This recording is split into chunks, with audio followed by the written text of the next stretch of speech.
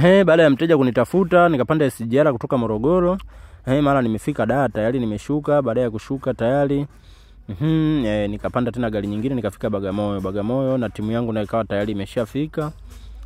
Tukawa tumeshafanya maandalizi ya kila kitu, kimeshakuwa kumefikia site tayari. Kama unavyoona hapo tayari, bila kupoteza muda tumeshaanza kazi tayari.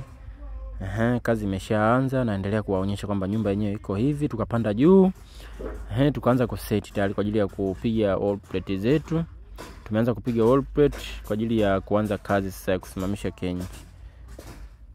Tuambie hapa tupige wall plate.